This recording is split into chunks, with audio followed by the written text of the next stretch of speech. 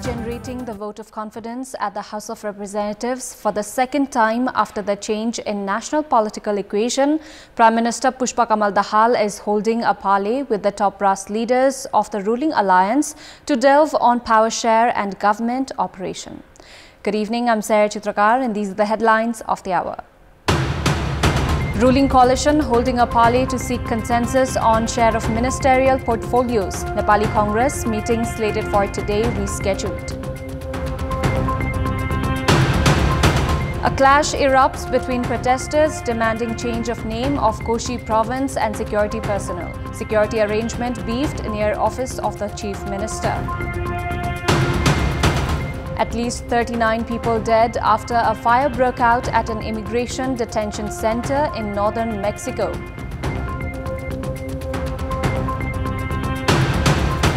And Germany take on Belgium in the clash of European giants at an international friendly tonight. Spain plays Scotland in the Euro qualifiers.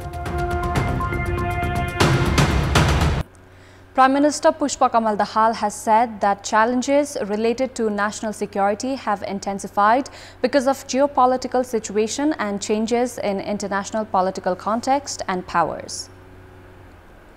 Addressing a program related to national security training today, Prime Minister Dahal stated his opinions regarding issues related to national security.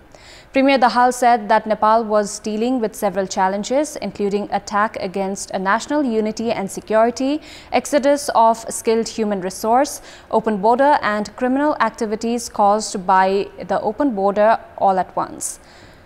He further went on to add that it was imperative to evaluate, study and assess the policies related to national security in the changing context. Meeting of the ruling coalition to seek consensus on the share of ministerial portfolios and discuss on the operation of the government has begun at the official residence of the Prime Minister in Balwatar. The meeting is being attended by Prime Minister and CPN Maoist Centre Chairperson Pushpa Kamal Dahal alongside senior leaders of the parties of the ruling coalition Nepali Congress, CPN Unified Socialist, Janata Samajwadi Party, Janamat Loktantrik Samajwadi Party and Rashtriya Janamorcha.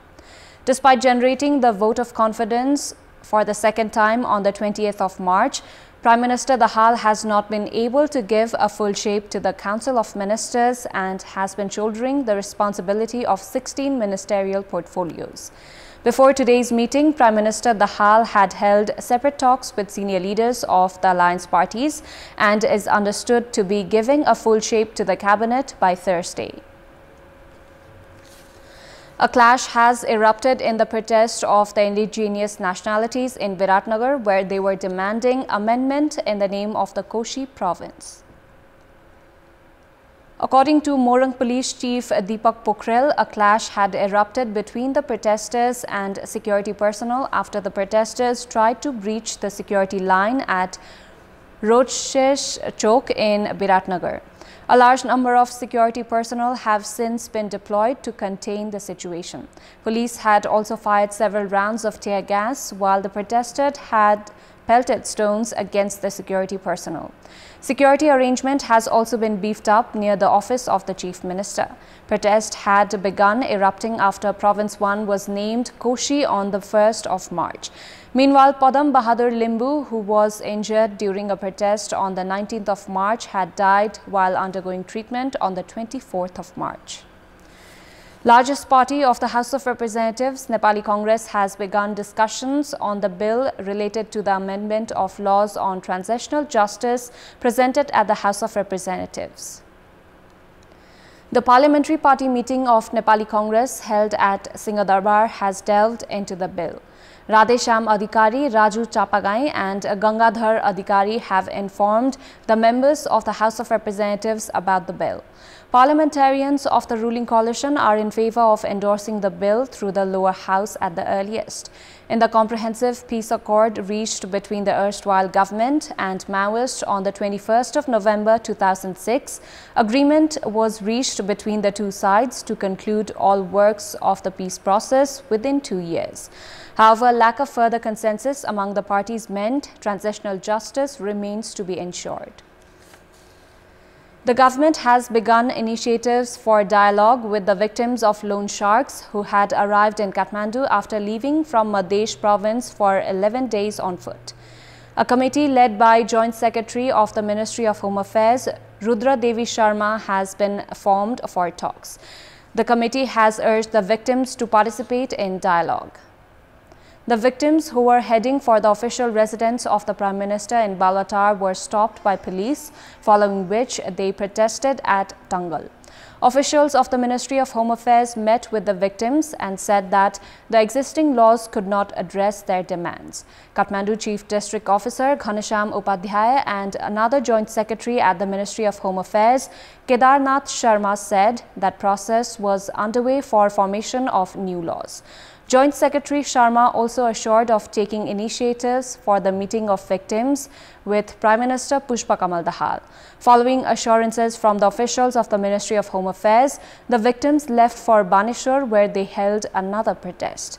They have said that the protest will continue until the government ensures them justice. Meanwhile, Chairperson of Rashtriya Swatantra Party and former Home Minister Rabi Lamichhane has also met with the victims of loan sharks and assured them of addressing their issues. According to government spokesperson and the Minister for Communications and Information Technology, Rekha Sharma, today's meeting of the Council of Ministers has decided to amend existing laws to recognize loan sharking as a crime. The Cabinet is to give a final shape to the draft of laws related to loan sharks and proceed for its presentation at the House of Representatives. The previous draft prepared on the new law, in fact, the laws regarding loan sharks, is being taken forward through the fast-track process. CPN UML Whip Mahesh has said that curbing the rights and jurisdiction of the Speaker of the House of Representatives through the regulations of the House would create challenges in the efficiency of the Parliament. According to UML Whip Bartola, operation of the House of Representatives by the Speaker based on the decisions of the Consultation Committee would create hurdles in ensuring the efficient performance of the Parliament. He said that the Speaker was the leader of the entire House and stressed on the need for all parties to trust the Speaker. Whip Bartola further went on to add that arrangements existed in the regulations regarding solutions for the situation where the Speaker fails to play a fair role at the House of Representatives. He also said that the ruling and opposition parties should not influence the regulations of the House of Representatives. Bagmati Province Chief Minister Shalikram Jamatel has said that the province government would be given a full shape at the earliest following consensus among the members of the ruling coalition.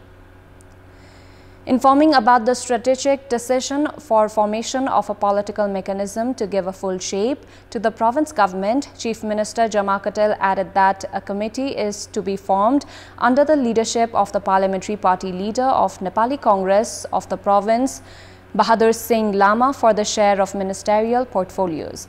Jamatel further added that the mechanism is to hold a meeting tomorrow to expedite process of giving a full shape to the province government.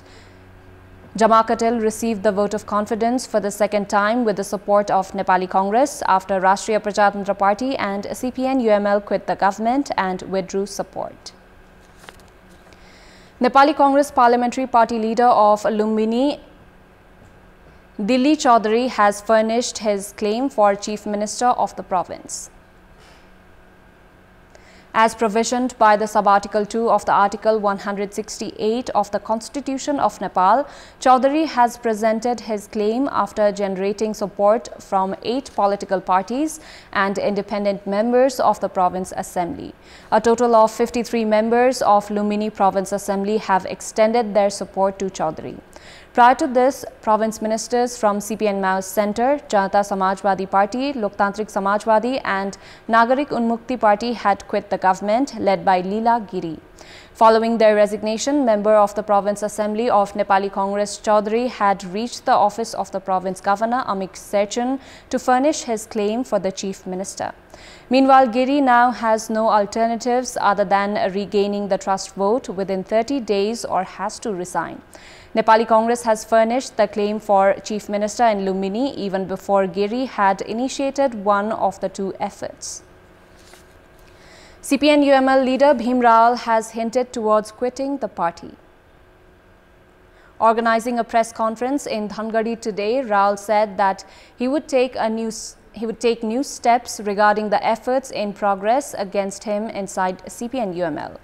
However, Rawal did not elaborate on whether he would join another party or open a new party.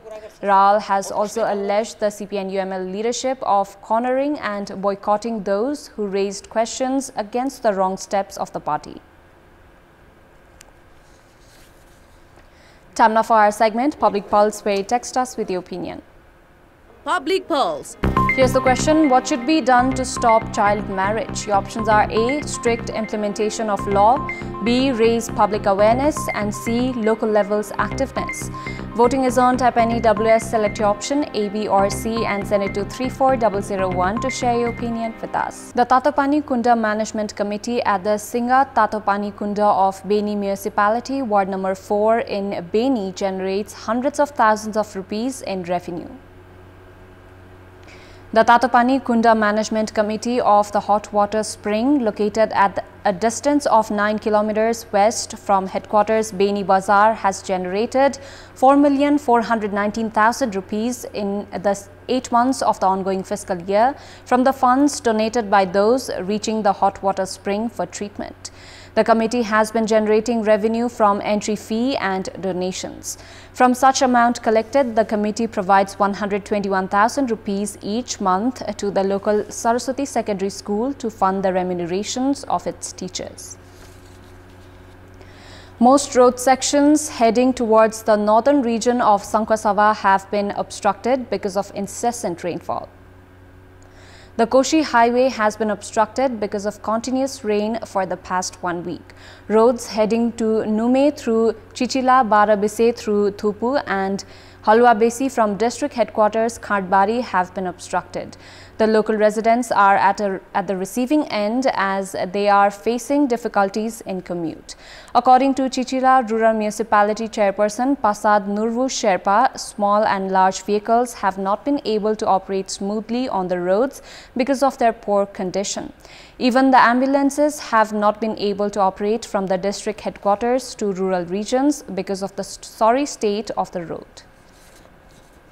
Nepal's first international coin exhibition has begun in Kathmandu. At the first international coin exhibition being organized jointly by the Nepal Numismatic Society and the Numismatic Society of Calcutta, coins from different eras including the Lichavis and Mallas until now have been kept for display.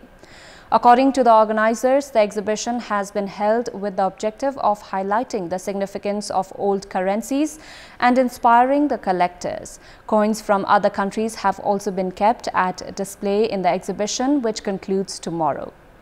Time now for international update.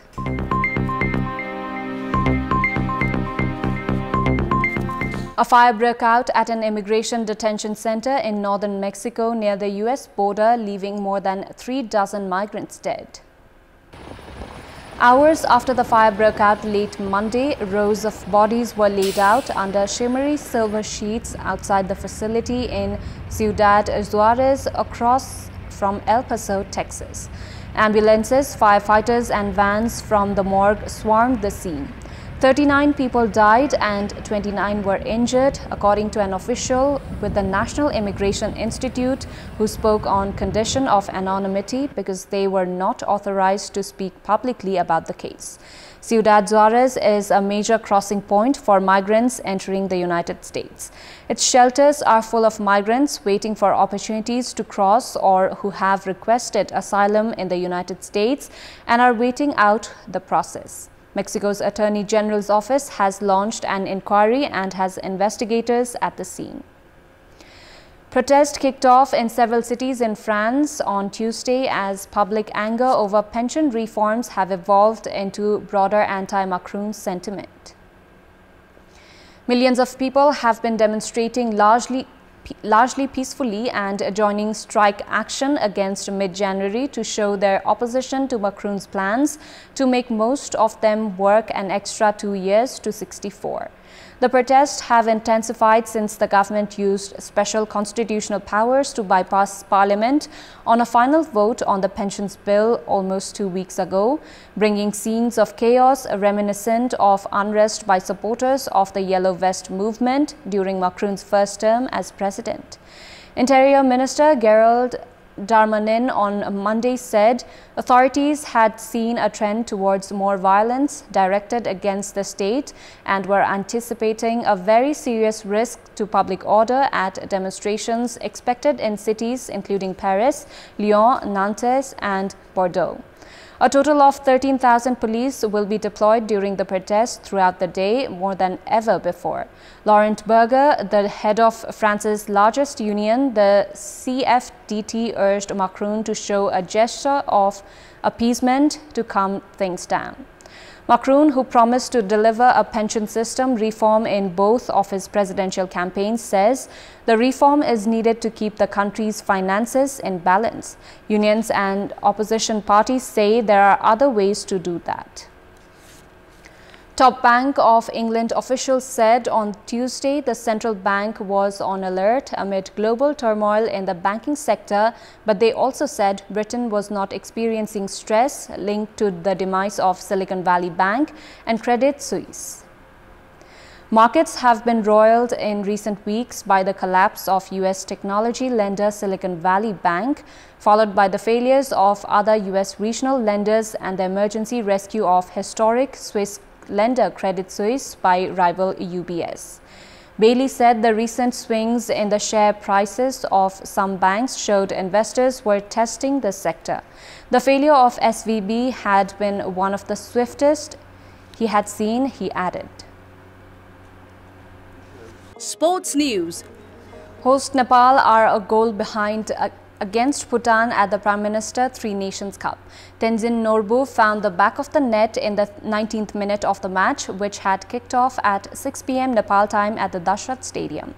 Considering their previous result against Laos, even a 1-0 defeat will secure Nepal's berth in the tournament final. Having earned a 2-0 win over Laos in their first match, Team Nepal have taken the field with the objective of securing their second successive win at the tournament. Ananta Tamang and Nawayug Shrestha had found the back of the net in Nepal's victory over Laos.